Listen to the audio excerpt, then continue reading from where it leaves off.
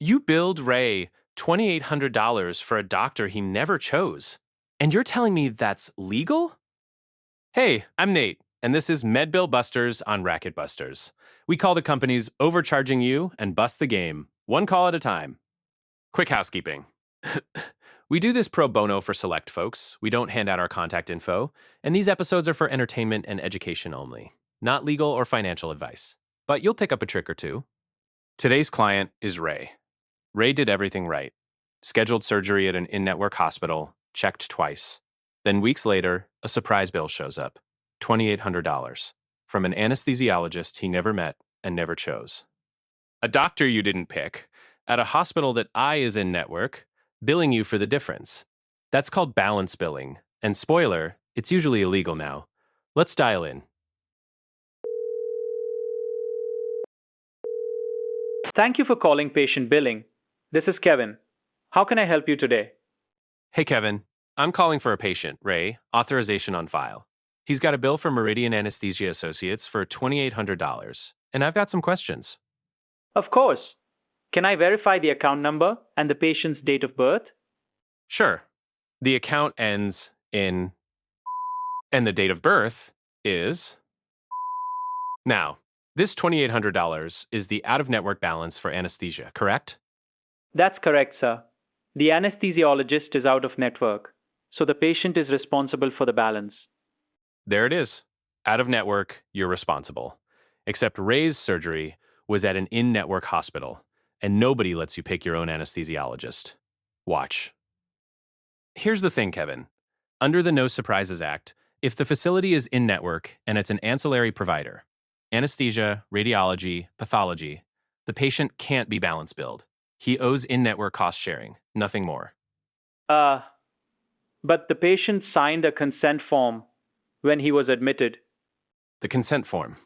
Let's talk about that, because a lot of you have hit this exact trap. Quick, let me pause the call. Balance billing is when an out-of-network provider bills you for the gap between what they charge and what your insurance pays.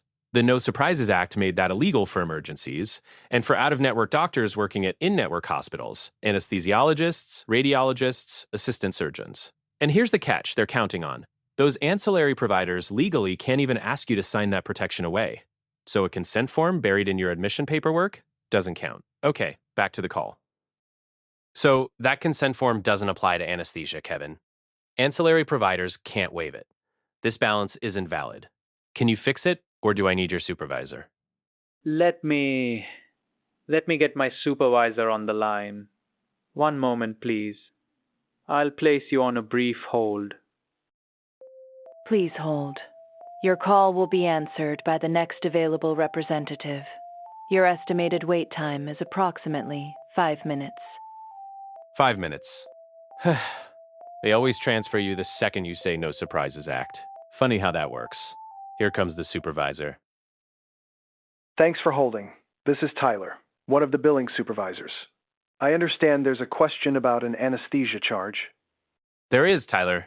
Ray got balance billed $2,800 for an out-of-network anesthesiologist at an in-network hospital. That is exactly what the No Surprises Act prohibits. So this needs to come off. Well, the anesthesia group is a separate contracted entity. We just process their billing. That's really between the patient and the group.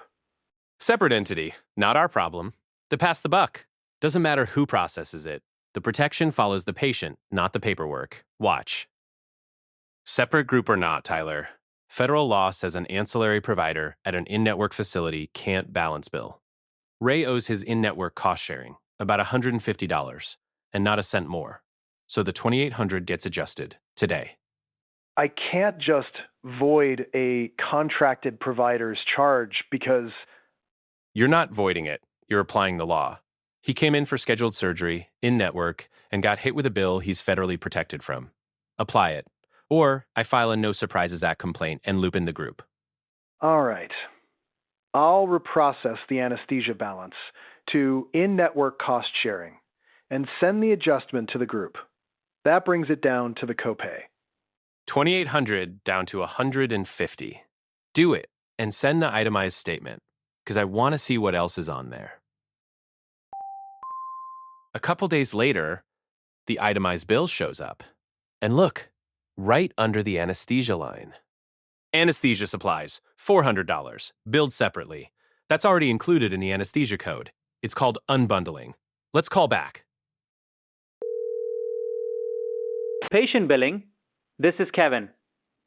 Kevin, Nate again on Ray's account. Good news, the balance got fixed. Bad news for you, there's an anesthesia supplies line for $400, billed on top of the anesthesia itself. Oh, let me pull that up. This is unbundling, charging separately for something that's supposed to be part of the main code. Once you've got the itemized bill, this stuff is everywhere. Make them itemize it. Yes, the supplies are part of the anesthesia bundle. That should not be separate. I'll remove it. Appreciate you, Kevin. Another $400 gone. So let's add it up. $2,800, wiped down to a copay, $400 more off the unbundle. Ray went from a surprise $2,800 bill to about $150. And here's the thing. Ray didn't do anything wrong. He did everything right. The system just counted on him not knowing the law. Now you do. Get the itemized bill. If you were treated at an in-network hospital and a bill shows up from a doctor you never chose, say the words, "No Surprises Act." Then watch what happens. That's another one in the books. If this helped, you know what to do. I'm Nate, and remember, they're counting on you not to call, so call. See you next time.